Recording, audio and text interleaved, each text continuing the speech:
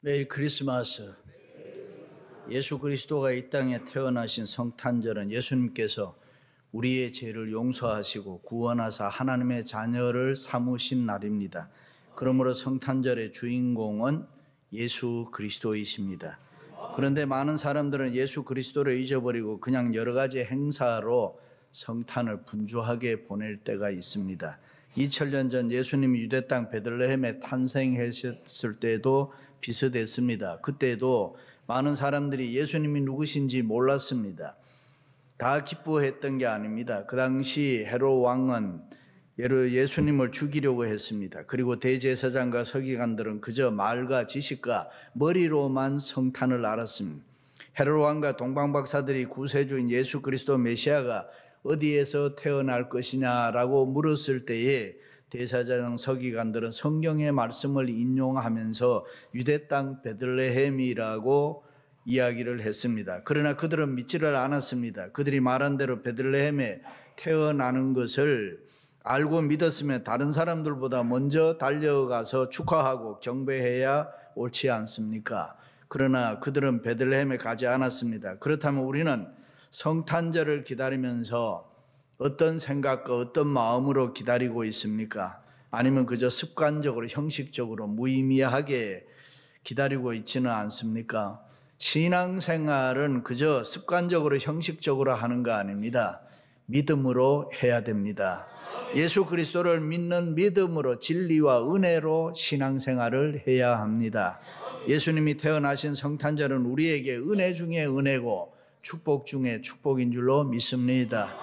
제가 주일학교 다닐 때는 성탄절 준비를 위해서 12월 한 달을 들떠서 살았습니다. 크리스마스 카드와 추리를 만들고 성탄 이브에는 어른들 앞에서 발표회를 위해서 노래, 무용, 성극을 준비하느라 정신없이 바쁘게 보낸 기억들이 있습니다.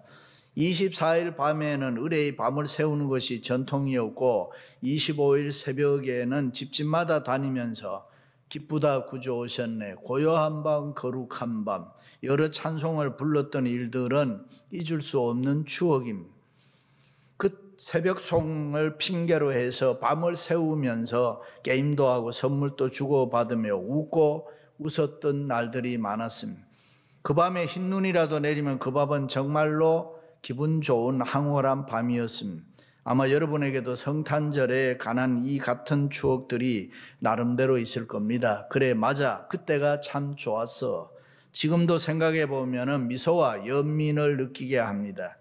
그렇습니다. 세계의 모든 사람들이 성탄절을 다 이렇게 보냅니다. 수많은 축제와 추억거리를 만들어냅니다. 기뻐하고 즐거워합니다. 왜 그렇습니까? 예수 그리스도 탄생 때문입니다. 그 예수님을 통해서 하나님의 사랑이 온 세계에 퍼진 영광과 평화의 날입니다.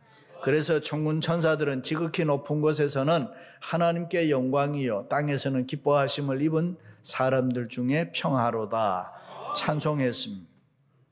성탄절은 예수 그리스도의 탄생으로 말미암아 우리의 죄와 구원 문제, 영생 문제를 다 해결했습니다. 이 땅에 사는 우리에게 이것보다 더 귀한 축복이 어디에 있습니까?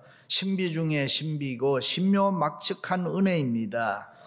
그래서 역사 속에 수많은 사람들이 예수 그리스도를 향해서 사랑으로 고백하고 찬송했습니다. 기뻐했습니다. 노래하면서 그를 높이고 그를 따랐습니다. 그에게 생명 바쳐 영광 돌리며 열광을 했습니다.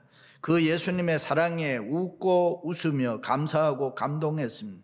우리가 가지고 있는 그 무엇으로도 그 어떤 언어로도 이 예수 그리스도를 향해서 다 표현할 수가 없습니다.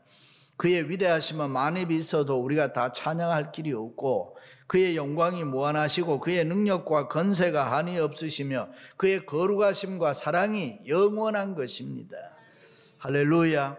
그래서 우리는 우리가 갖고 있는 모든 것을 다 바치면서도 우리는 계속해서 그 예수님을 사랑하고 그 예수님을 향해서 흥분하고 감격해하고 감사하고 찬양하는 것입니다.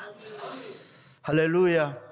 역사적으로 보면은 베들레헴은 다윗이 태어난 것으로 이스라엘 백성들은 이 예루살렘을 다윗 성이라고 했습니다. 하나의 거룩한 성지로 여겼습니다. 그것은 7세기경 이사야 선지자가 그 조그마한 베들레헴 시골 마을에 장차 메시아가 될 예수님이 탄생하실 것이라는 예언을 했기 때문입니다.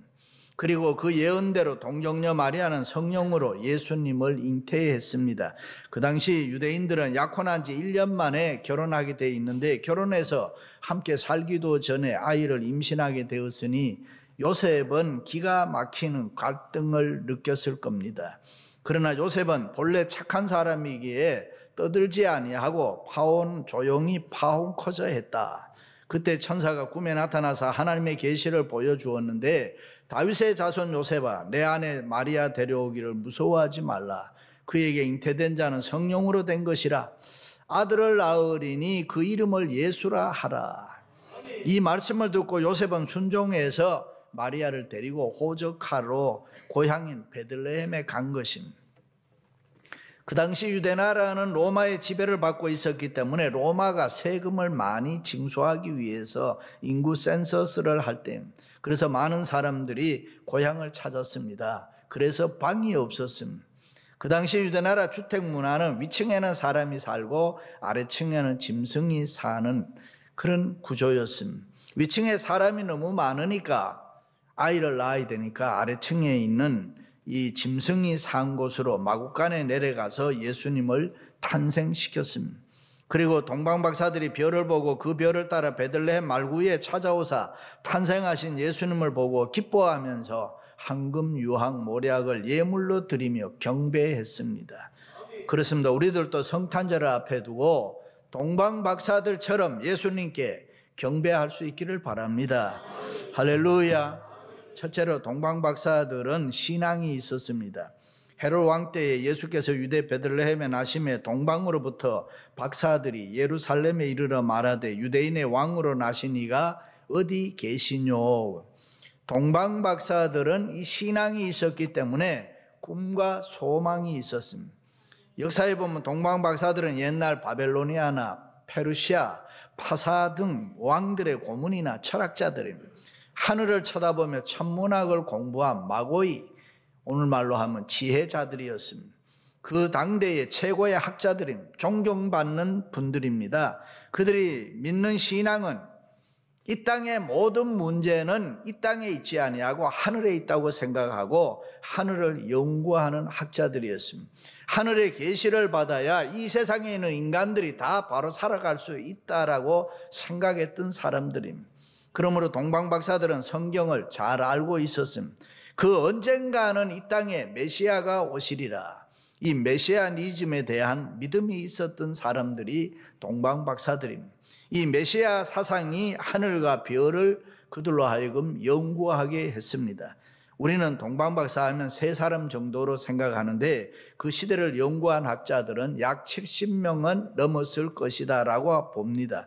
물론 예수님께 드린 예물은 황금, 유황, 모략 세 가지입니다. 70여 명이 넘는 많은 학자들이 예수님 만나기 위해서 하늘을 연구하고 별을 따라 나갔다는 것은 대단한 것입니다. 엄청난 수고와 노력과 희생입니다. 목적지 정해놓고 간 것도 아니고 별이 움직이는 대로 따라갔다는 것은 참으로 신앙이 없으면 안 되는 힘든 여행이었습니다. 때로는 산을 넘고 강을 건너고 숲을 지나고 사막을 지나고 국경을 넘어서 밤낮 먹고 자고 걸었습니다. 편안하게 한가하게 간 거 아닙니다. 행여라도 우리가 쳐다보고 있는 그 별이 없어질까 봐 마음 조아리면서 하늘 쳐다보며 쫓아갔던 것입니다.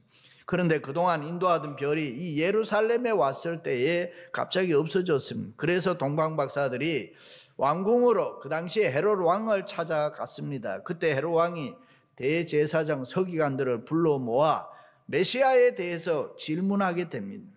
그들을 통해서 베들레헴이라는 성령의 얘기를 듣고 다시 베들레헴을 향해서 갔을 때에 없어졌던 그 별이 다시 나타나서 이 동방박사들을 인도했습니다.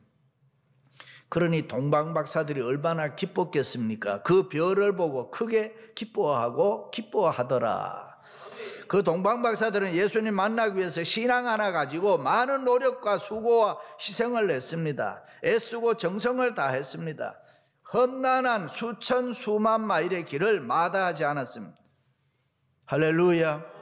우리의 조상들도 수십 리 걸어서 예배당 가는 거 아주 즐거워했습니다. 그런데 오늘날 우리들의 모습을 보면 우리는 이 핑계 저 핑계로 교회를 너무 쉽게 빠지고 신앙생활을 너무 등한시하지 않습니까? 너무 쉽게 예수 믿으려고 하고 신앙생활 하지는 않습니까? 그것이 바로 우리로 하여금 이유와 핑계가 많게 하고 인생을 불행하게 만드는 것입니다. 그렇습니다. 우리도 동방박사들처럼 신앙 가지고 노력해야 됩니다. 수고해야 합니다. 동방박사들처럼 한결같이 끈질기게 애쓰는 그 신앙이 우리에게 필요한 것입니다. 그래야 예수님 만날 줄로 믿습니다. 할렐루야. 안나가 과부된 지 84년 동안 성전을 떠나지 아니하고 주야로 금식하며 기도함으로 섬기더니 이 아이에 대하여 말하니라. 할렐루야. 처음 유대인들이 바사의 포로로 잡혀갔을 때 그들은 어려운 시련과 수많은 역경 속에 살았습니다. 그러나 그들 마음속에는 한결같이 멀지 않아 유대 땅 베들레헴에 메시아가 탄생할 것이라는 이 신앙을 가지고 그들이 식민지 생활을 했습니다. 그것을 바사의 동방박사들이 보고 유대인들의 그러한 신앙의 꿈과 믿음, 용기를 알았습니다. 그리고 그들도 신앙을 가지고 기다리던 어느 날 이상한 별 보고 따라 나섰던 것입니다. 그렇습니다. 사람들이 어떤 신앙을 가지고 있느냐, 어떤 꿈을 가지고 있느냐, 무엇을 바라보느냐에 따라서 우리의 인생이 달라지고 삶의 가치관이 달라지는 것입니다. 동방박사들처럼 신앙의 꿈이 있을 때에 우리에게도 참된 희망이 있습니다. 기쁨이 있습니다. 믿음이 새로워집니다.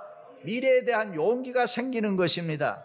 동방박사들이 찾아온 길은 100마일, 200마일 달려온 거 아닙니다. 수천 마일이 넘는 머나먼 길이었습니다. 그러나 그들은 신앙의 꿈이 있었기 때문에 생애 속에 절대로 포기하지 않았습니다. 그렇습니다. 이것이 신앙의 힘인 것입니다. 신앙에는 꿈이 있어야 합니다. 신앙의 성탄의 주인공이 예수 그리스도를 만나야 되겠다는 꿈이 우리에게 있어야 되는 것입니다. 은혜를 받아야 되겠다는 신앙의 꿈이 있어야 우리가 은혜 받을 수 있는 것이고, 축복을 받아야 되겠다는 신앙의 꿈이 있을 때에 우리가 축복을 받을 줄로 믿습니다. 할렐루야. 어떤 청년이 무디 목사님에게 가서 신앙이라는 게 도대체 뭡니까? 라고 물었습니다. 무디 목사님이 그 청년을 데리고 벼랑 끝에 서 있는 높은 나무에 올라가라고 했습니다. 부들부들 떨면서 올라갔습니다. 그때 무디 목사님이 이제는 그 위에 올라갔으면 손을 놔라고 했습니다. 청년이 아래를 보니 아찔했습니다. 그 청년이 화를 뻘컥 내면서, 아니 목사님, 내가 신앙이 무엇인지 물어보았는데 나를 죽이려고 합니까? 그때 무디 목사님이 여보게, 신앙이라는 게 바로 그런 걸세. 붙들면 사는 것이고 놓으면 죽는 것일세.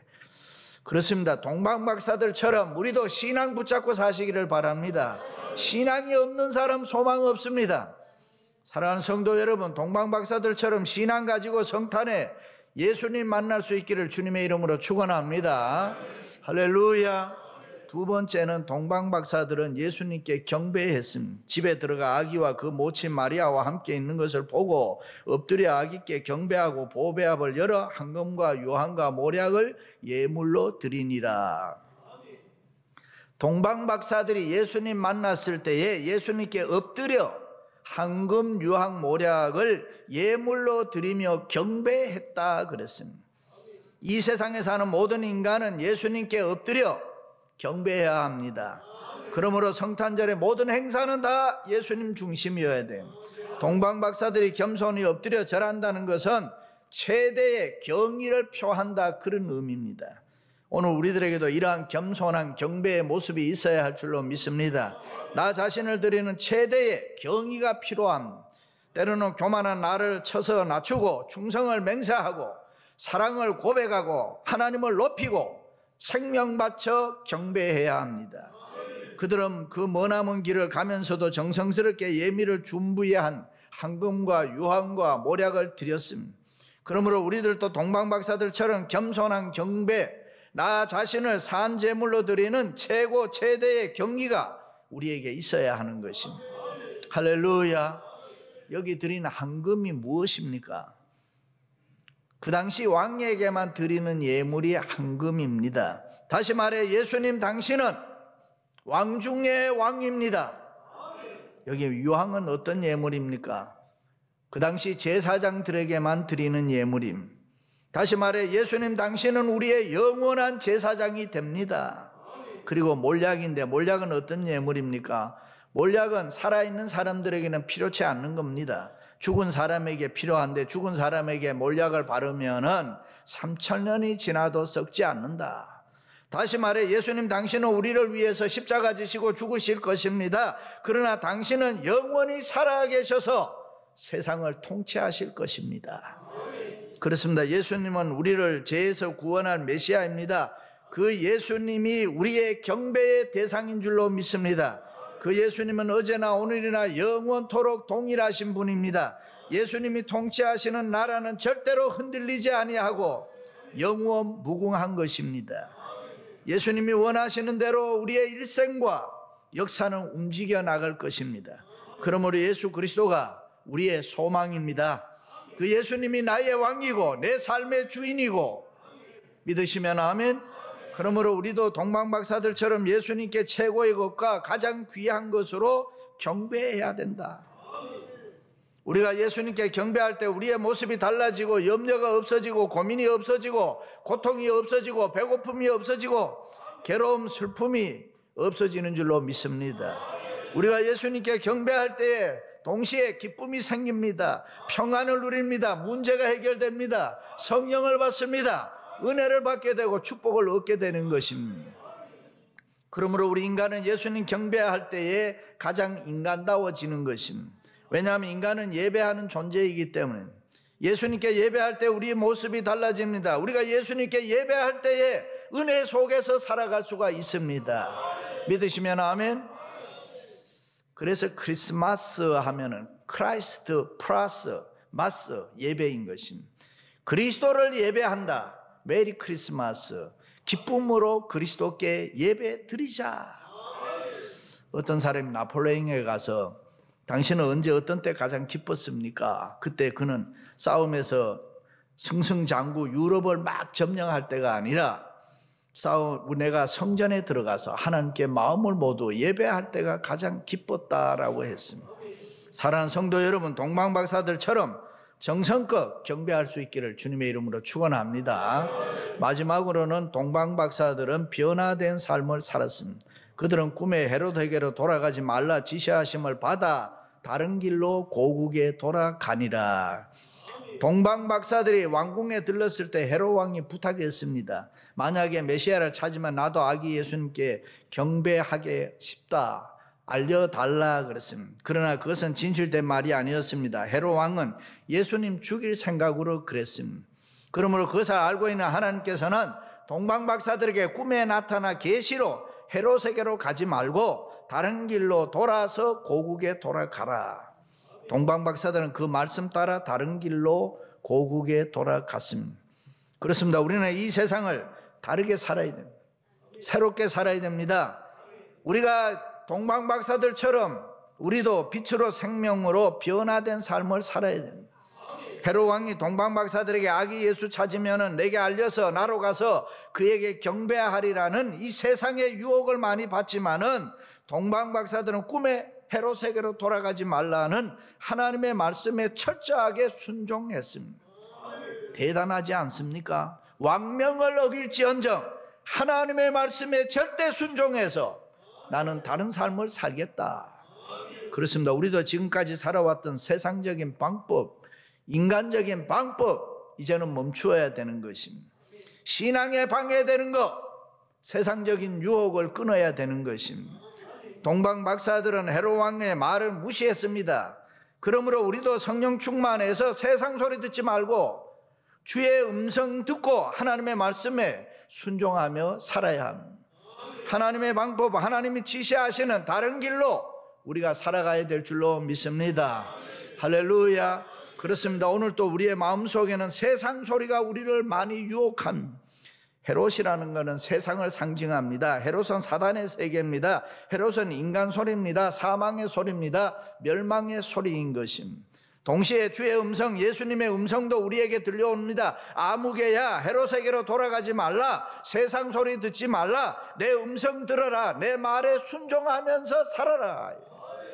우리도 동방박사들처럼 하나님의 말씀대로 순종하며 변화된 삶을 살아갈 수 있기를 바랍니다. 그렇습니다. 우리도 자세를 바꾸어야 됩니다. 변화돼서 다른 모습으로 살아야 됩니다. 믿으시면 아멘. 기쁘다 구주 오셨네를 부르면서 우리의 마음속에 이 세상 것 때문에 아직도 갈등하고 시기 질투하고 미움과 증오가 있으면은 그것은 부끄러운 것입니다. 교회를 수십 년 다니고 성탄절을 수십 년 보냈는데 아직도 우리의 눈에 형제의 잘못과 거짓밖에 볼 수 없다면은 그것이 무슨 신자이라고 얘기할 수 있습니다. 그런 사람이 어떻게 하나님의 사랑과 은혜를 입은 자라고 말할 수 있겠습니까? 그러므로 우리는 하나님의 말씀대로 순종하며 분명하게 변화된 우리의 삶의 모습을 보여줘야 됩니다. 하나님의 지시하시는 대로 가는 길이 생명의 길입니다. 구원의 길입니다. 영생의 길입니다. 그것이 은혜의 길입니다. 그것이 축복의 길인 것입니다. 그러므로 우리는 예수 그리스도와 함께 분명하게 변화된 삶을 살아갈 수 있기를 바랍니다. 그래야 우리의 삶에 기쁨이 있습니다. 그래야 우리가 행복합니다. 그래야 우리에게 영원한 축복이 있습니다. 그것이 성공이고 그것이 출세인 것입니다. 사랑하는 성도 여러분, 동방박사들처럼 신앙의 꿈을 가지고 예수님을 만나 정성껏 경배하고 변화된 새로운 삶을 살아갈 수 있기를 주님의 이름으로 축원합니다.